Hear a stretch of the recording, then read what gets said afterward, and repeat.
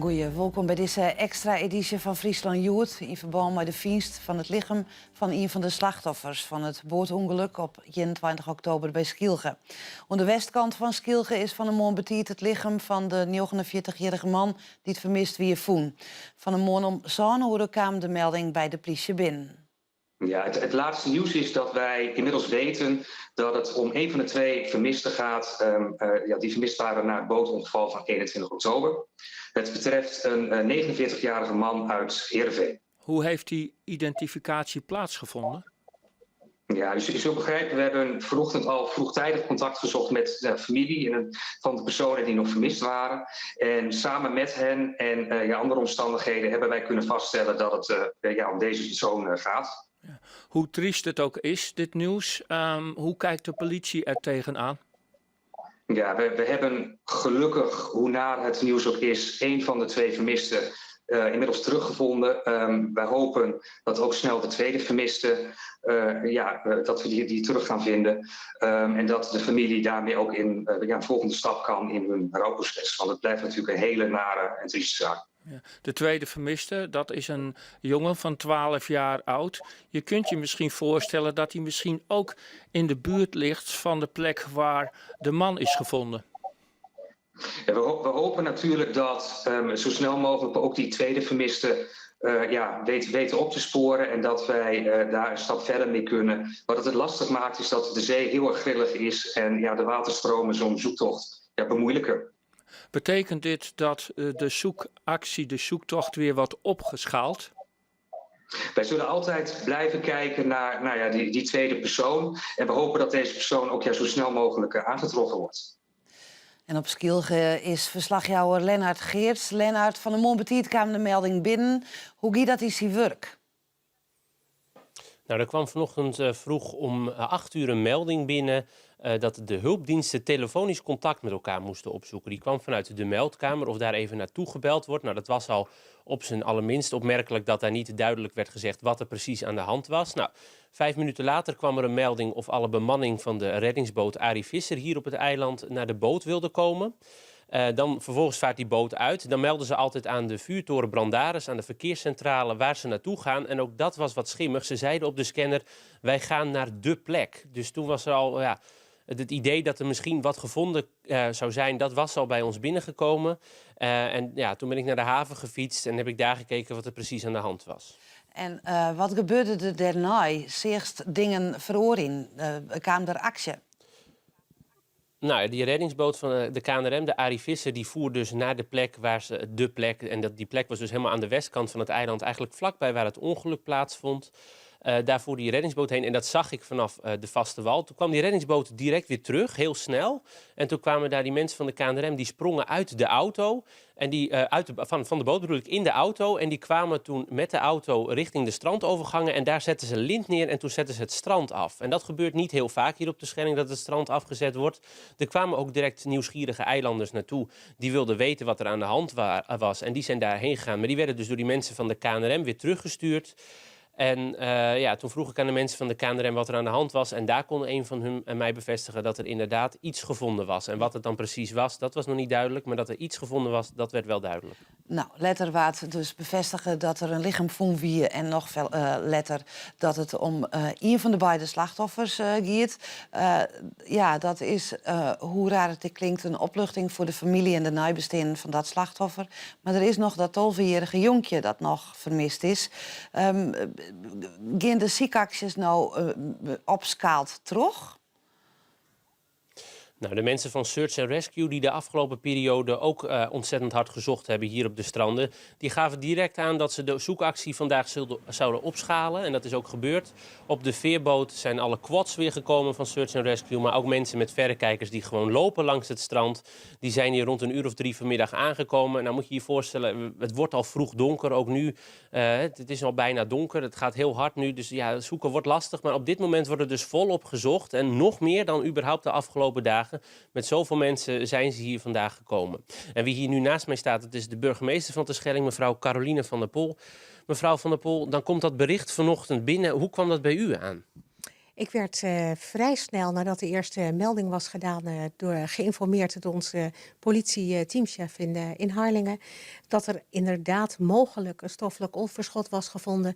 En dat mogelijk, dat was niet een kleine, maar dat was wel een hele grote kans. Het was een hele serieuze melding. En hij gaf daarbij ook aan, ik verwacht binnen een uur te weten of wij het lichaam of het stoffelijk overschot zouden kunnen bergen. Ja, dan is nog niet direct duidelijk dat het gaat om iemand van het bootongeluk tussen de Stormloper en de Tiger. Hoe laten we dat duidelijk?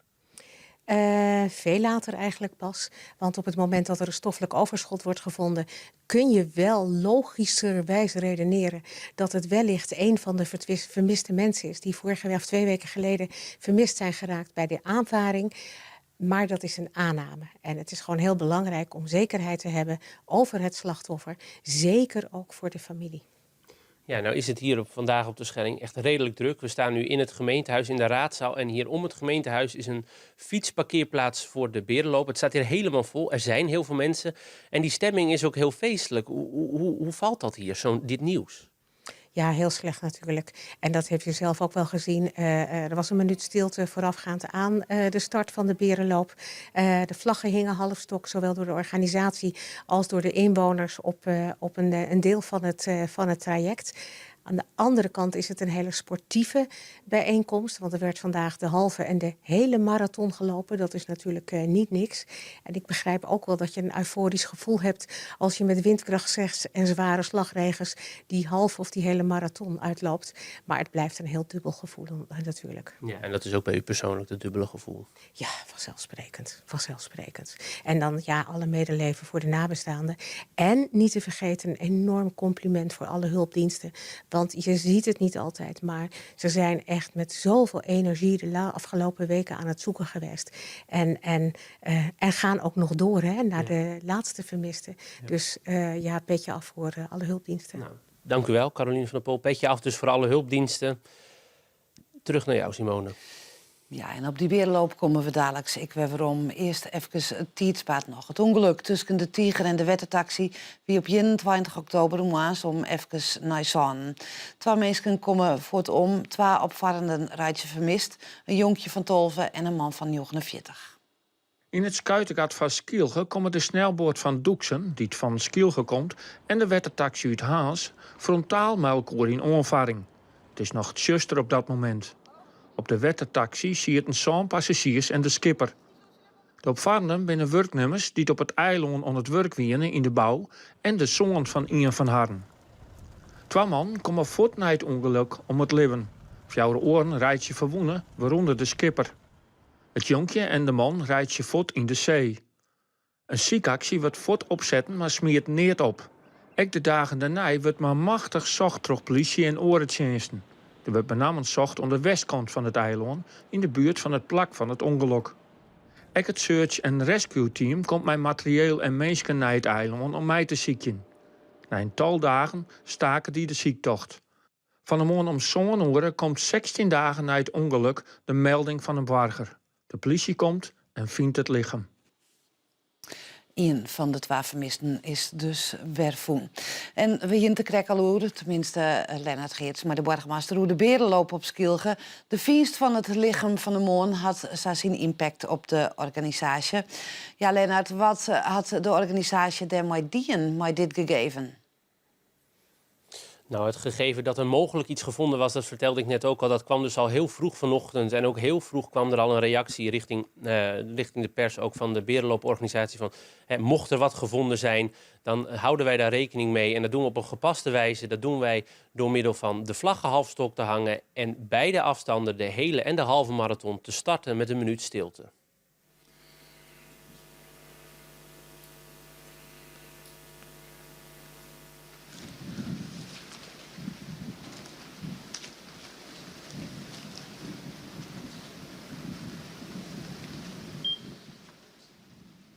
Ja, toch een indrukwekkend moment. En dan just ik dat het zijn impact had.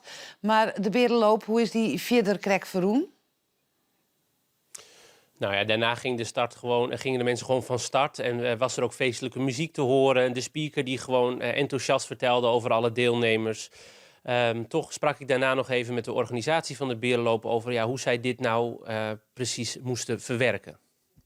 Ja, uiteraard hebben wij overwogen en besproken wat we moesten doen. Met allerlei instanties hebben we overleg gehad. Uiteraard zijn we zeer begaan met de familie van de vermisten. En dat er nu iemand gevonden is, hebben wij bij de starts van zowel de hele als de halve marathon een periode stilte gehad. En hier op het Torenplein de vlag een halfstok gehangen. Ja, dat is dan alles wat je doet. De gemeente zei meteen van jullie mogen wel doorgaan. Of hoe zit dat? Was er sprake van dat het niet door zou kunnen gaan? Daar hebben we natuurlijk naar gekeken. Alleen je moet je ook rekenschap geven dat er een 5000 man van de wal afkomen. En die ook niet allemaal bekend zijn met het feit. Dus we moesten een beslissing nemen. En het probleem is als je het aflast dat er toch 5000 man gaan lopen. En dan wordt het ongecontroleerd. En die verantwoording konden we ook niet nemen. De berenloop gaat ook over het strand. Was dat nog een punt? Nee, daar hebben we van tevoren met de gemeente wel contact over gehad. Zodra er ook maar iets aan de hand zou zijn, zouden we ons calamiteitenplan in werking stellen. En zou het strand afgesloten worden. Alleen de vermiste persoon is op een dergelijk stuk strand geworden dat het ver van de berenlooproute af was. Ja, in Jonker de Berenloop is er nog een speciaal gebeuren op Skilge. Het afskiën van Hessel van der Kooi en zijn dochter Tess.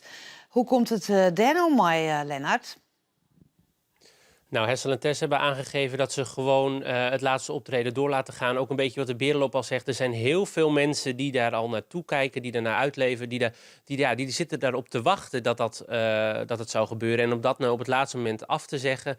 Toch zijn er wel een aantal eilanders die ik gesproken heb die nu zelf zitten te twijfelen van, goh, zitten wij in die feeststemming en wat doen we ermee? En ook de burgemeester die voor die tijd daarheen gaat, die zit ook een beetje met het dubio van, hoe gaan we daarmee om? Dank u wel. Lennart Geerts van Skilge. In Ter Wispel had van de middag de wedstrijd West tussen Wispolia en VV Ingwerdum uit Tjalbert in de 5e klasse A. Van VV Ingwerdum is het 49-jarige slachtoffer dat voen is lid. Verslagjouwer Geert van Tunen wie bij de wedstrijd en schetst de sfeer daar. Alweer een hele spannende dag voor de voetbalvereniging Engwirden uit Tjalbert. Want ja, dan wordt er op snijde morgen een lichaam voen en dan denk je al gauw dat zo best wel eens is vrijwilliger José de Vries wezen kennen. Hij is nog altijd vermist na aanleiding van die ramp, maar die 2 skippen onder Skilge een paar weken verlien. En ja, en dan krijg je zo'n bericht en wat maak je dan? Er wordt online, er wordt vergaderen, er wordt zo, we hebben er net zo volle zin om. We hebben uiteindelijk krijgt het eerste leed wat verwerken van dat verschrikkelijke ongemak, maar een bijeenkomst in het multifunctioneel centrum in Tjalbert, werd ook de vrouw van José de Vries het woord vierd had op indrukwekkende wijze. Beide binnen trouwens heel erg actief West of nog actief voor de voetbalvereniging Engwirden. Dus dat is alweer heel close bij elkaar. En dan komt dus dat bericht en dan zeggen ze van nee, we voetballen net. Maar dan zei de familie, je moet de wolf voetballen. En dus gaat er een tweede telefoontje uit naar de tjinstander van Joert Wispolia. We komen al, we voetballen. Wispolia reageert zodat je alleen nog maar reageren kunnen. Respectvol en op een duidelijke manier. Geen muziek op het veld, geen hudde muziek in de kleiboxen. Een minuut stilte voorafgaand aan de wedstrijd en beide elftallen spelen met rouwbanden. Dat binnen de omstandigheden waaronder je speel is. Op een moment dat nog net bekend weer dat het lichaam dat voen is inderdaad het lichaam is van José de Vries. Dat is nou pas bekend. En dan vreeg je uiteraard de reactie van iemand van het bestuur van Engwirden. Maar de emoties erin is zo heeg op dat ze u met klam verzocht hebben. Zet u net voor een camera, houd u net een microfoon onder de neus. Respecteer het leed wat wij nou op deze vreselijke snijtemedie ondervinden. Dat doen wij uiteraard. En dan wordt er voetballen onder bizarre omstandigheden tussen Wispolia en Engwirden. Dat wat een prachtig voetbalfeestje worden hadden hier als een prachtige streekderby wordt nou toch spelen op een manier waarvan je zegt van waar hoeft dit eigenlijk? Misschien wel van geen aan de andere kant het liet ik al. Maar Engwirden moet nou heel definitief afscheid nemen van José de Vries. Dat is misschien een opluchting dat je weet dat hij de plak is, maar het leed is er ook in de club Engwirden net minder om. En dat zei Geert van Tunen. En Safir, deze extra uitsturing van Friesland Youth. Vanzelfs houden we je op de hichte van dit en al het orenijs in Friesland. Zorg ervoor op de app of website van Omroep Friesland. En je kan ook naar de radio luisteren. Nou nog rond 6 uur en Monier betiet van 6 uur in Friesland van de Moon. Dit wie het voor nou hier. Ik wens je een goeie jonta. Doeg.